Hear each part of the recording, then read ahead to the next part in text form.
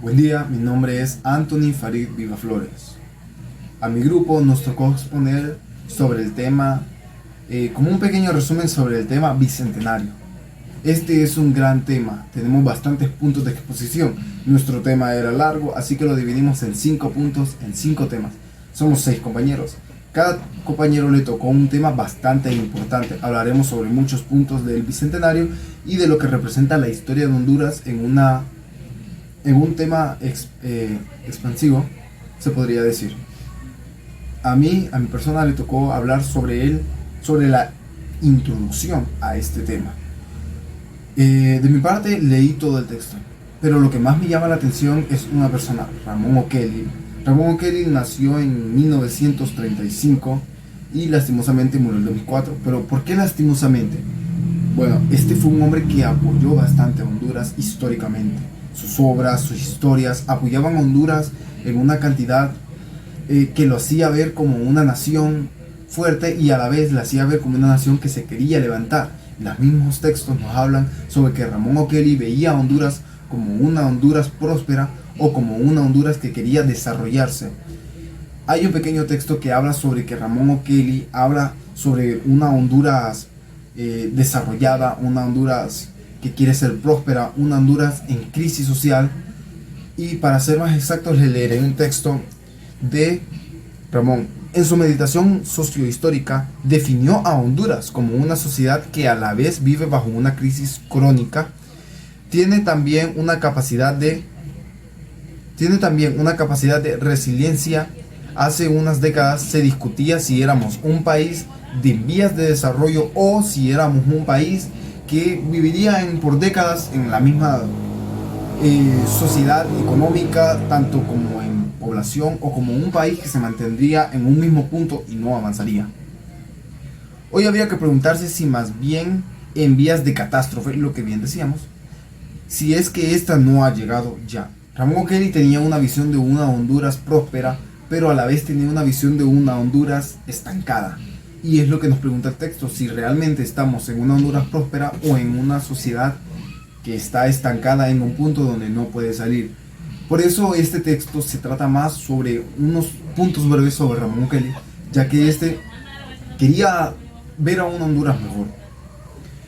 Hablaremos en un futuro sobre Ramón O'Kelly más adelante, pero quiero dar un pequeño resumen sobre los 5 temas de los que hablaremos. En el primero se hace una aproximación a la historia y a la visión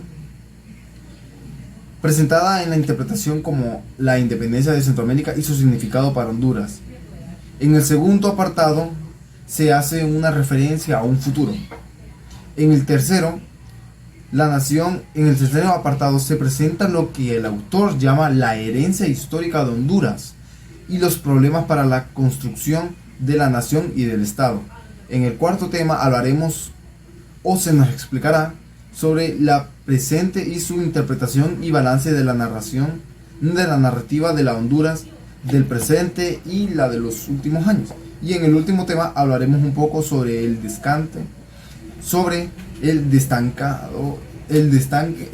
destancamiento de un propósito para conmover el bicentenario de un proyecto en memoria a la identificación nacional.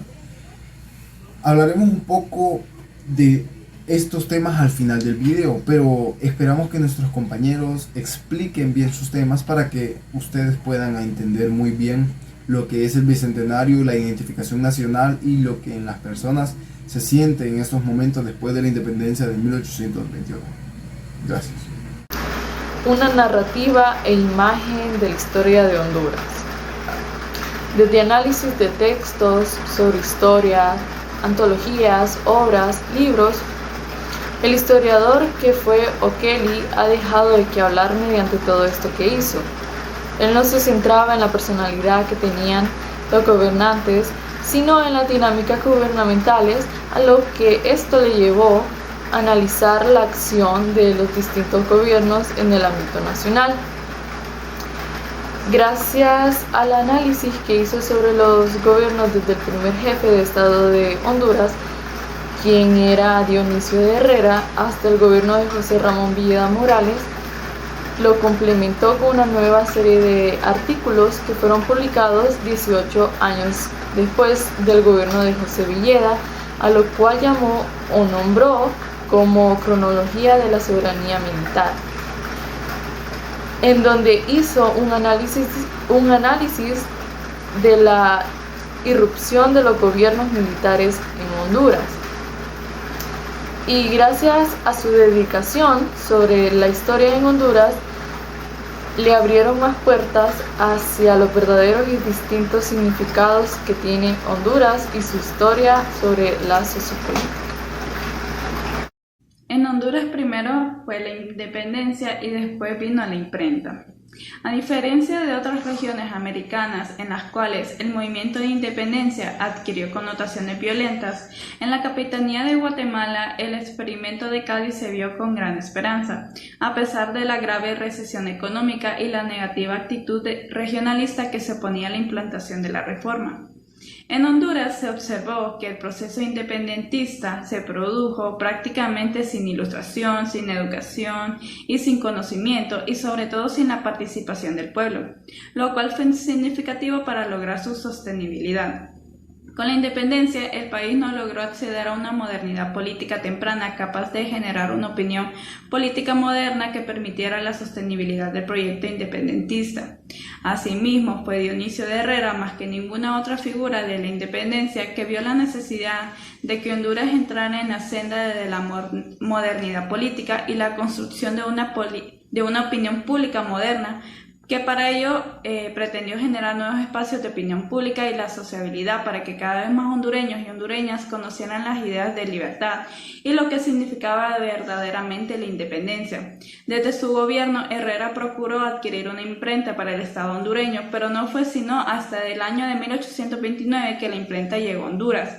La imprenta vino a Tegucigalpa en el mes de marzo del mismo año, y en esos días llegaron también dos impresores que, con los títulos de oficial mayor y oficial segundo, se encargaron de su instalación y desempeño. Una herencia histórica sin corregir. En la narrativa de Okelí, la independencia no significó cambios. La difícil emergencia de la nación hondureña y la ausencia del debate moderno en torno a un proyecto colectivo de nación se debió prácticamente porque la provincia hondureña contaba con una población sin acceso en la educación y sin espacios modernos de opinión pública que permitieran la circulación de las ideas, originando un origen anárquico y sin un proyecto colectivo del país, o que el mismo Cecilio del Valle llamó la crisis. Okelí, en un sugerente artículo llamado Las ruinas heredadas, planteó que este problema de origen de la sociedad hondureña significaba una herencia histórica que se tenía que rectificar por ser triste, negativa y en muchos aspectos no hemos corregido todavía. Por lo tanto, parte de esta herencia histórica de Honduras han sido la violencia y el dolor.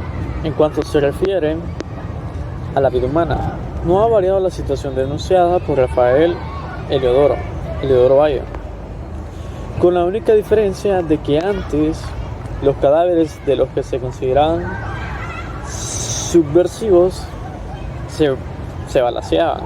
El aire y la época reciente han sido sepultados en lugares todavía infranqueables. Es por ello por lo que para Okelí la independencia de 1821 siempre fue referente para hacer un balance de la historia, para buscar que la información del país se liberase a sí misma de su permanente repetición, y esto solo se podría dar de la forma en como la memoria capta el pasado. En un artículo titulado Hondureñera, refirió que desde el siglo XIX se cuenta con apreciaciones del país hechas por extranjeros o por hondureños, señalando generalmente las deficiencias, aspectos negativos como la relata indolencia. Okelí siempre aludió en sus escritos a la expresión del viajero William Wells sobre los hondureños. La mayor parte de la población de Honduras es descuidada e indolente. También en 1983 en un interesante artículo titulado "Y nuestro proyecto". Oncoli escribía: "Nos siguen faltando un proyecto global de construcción de una auténtica nación, por el hecho de que Honduras ha sido un país donde ha existido una especie de divorcio, de separación entre el Estado y la nación. El primero no ha logrado fortalecer a la segunda". Uno de los hechos históricos fue que Honduras fue el primer país centroamericano que inició la construcción de un ferrocarril interoceánico y el único que no la concluyó. Bueno, en el video de hoy yo les hablaré sobre el tema del balance y las perspectivas del bicentenario.